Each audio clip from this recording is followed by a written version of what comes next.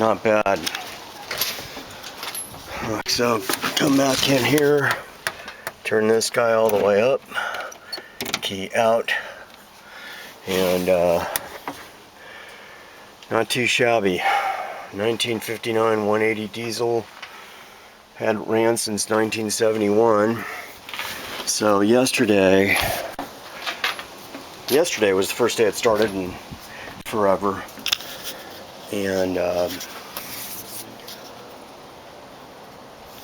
and so today tightened down these hose clamps so no water leaks going into that little reservoir. But there is a leak behind what I believe is the water pump. It's pretty minor, but hopefully it's just a gasket, and that fires right up. So that's kind of a big deal. Oh, the oil leak, which is gone now. Somebody had not put the oil filter canister back on properly. It had a little bend in it, so it was blasting oil out of that little dent, and straightened the dent and secured it extra tight, and has to have that rubber washer in there. If it doesn't have it, it's gonna leak. So it looks like we solved the oil leaks. Now we got a water leak, but it runs, and that's huge. Smokes a little, but I think once this thing runs for a couple hours, I think a lot of it's going to get resolved. But very impressed with how today's gone. So now I'm going to try and work on the red 59 190 diesel. These guys are about thrilled with old Mercedes cars. So this guy here,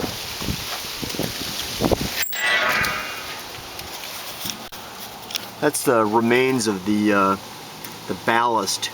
The guy had moved it, so I moved it back. So, and this is the 190 diesel. The other one's a 180 diesel. So everything is just on the opposite side. I have a good feeling this will probably run.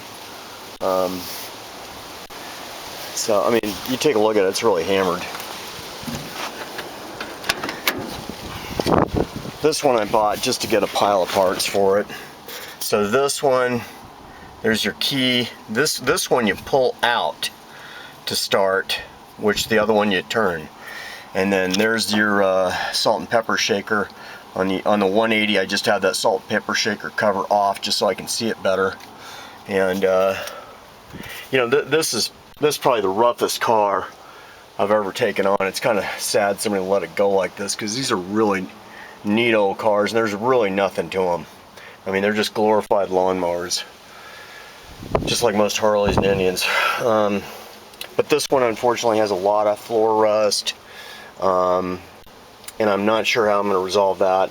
I could either do it with fiberglass, or I could try and weld it up. So, but this one I'm just going to get it running, and that's as far as I'm going to go with it. It just needs a lot of attention. But if it runs, then that's huge. And you'll note on that 180 diesel, it has a smaller horn button, which I have.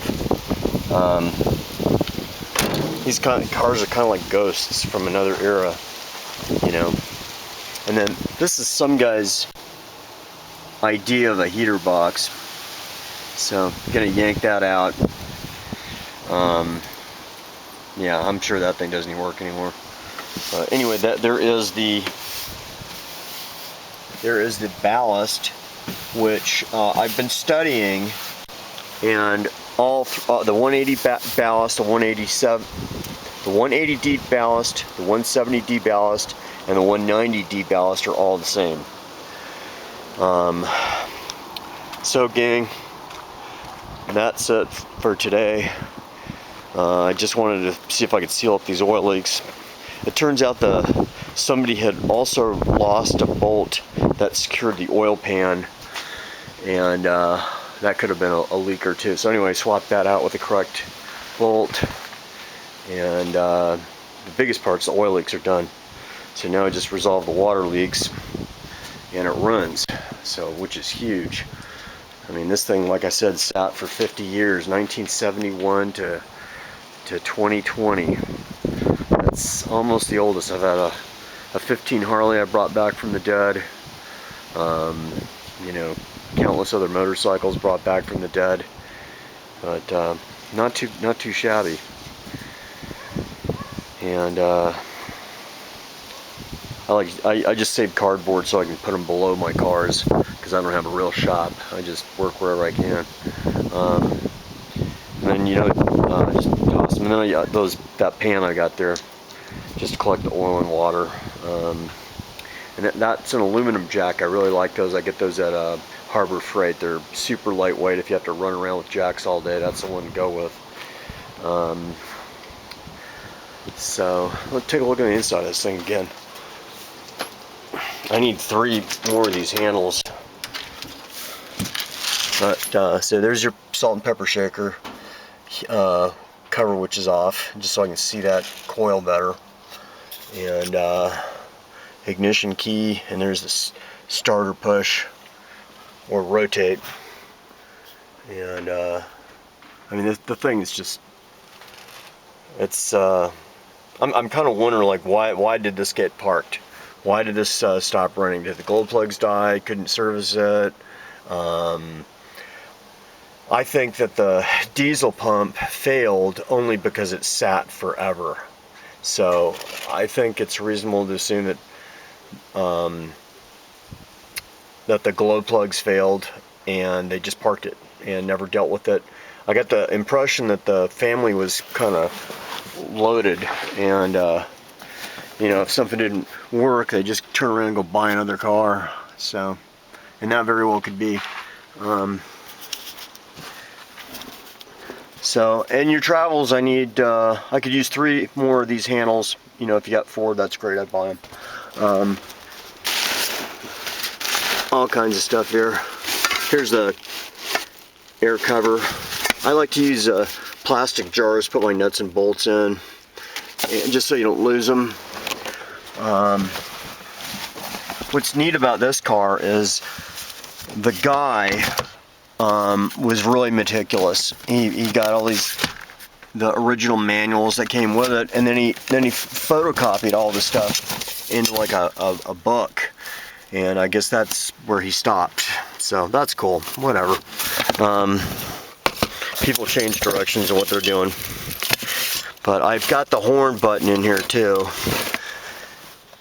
You know, more I work on this thing, more I think I'm gonna keep it, but it is for sale. I would probably part with it. I've just got too much stuff, and this isn't exactly a performance car like an Alfa or a Porsche or a 560 SL. And then I'm just using these old Persian rugs, which if you saw them put out, you'd see why I'm using them. They're all damaged and they're not worth trying to repair, and they've had their useful life. So yeah.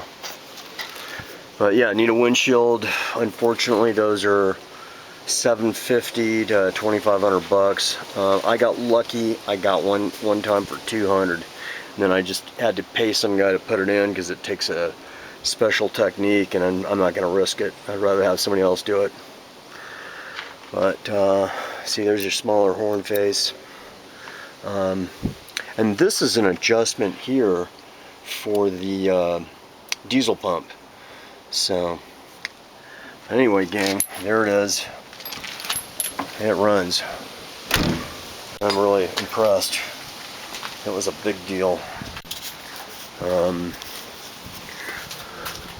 Once I got the diesel pump rebuilt, set the timing on the diesel pump, set the timing on the engine. I'm not sure if you can see that. I'm just gonna see how that's red right down there. That guy there, I don't know if you can see that where I'm light. That's what you point the that flywheel right in front of it. There's a mark on the flywheel for, I think it's 25 or 35. You just take it to that mark, and I've marked it now so I can see it if it ever has to be serviced again. but you couldn't see it because it had a veneer of rust on it. But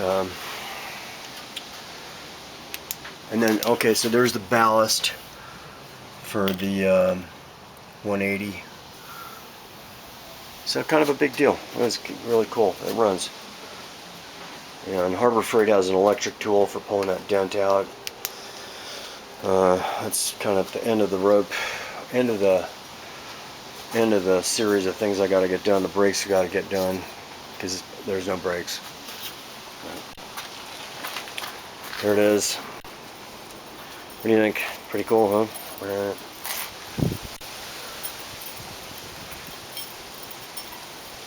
Yeah, I'm waiting for another foster dog and save another life. All cool, man. That runs. Huge, big deal for me. This was one of the most difficult projects I've taken on, just because I knew nothing about diesels and nothing on the internet. I just got lucky with those Facebook groups. There's one on pontons, old timers, and there we go. So we'll see you on the next YouTube.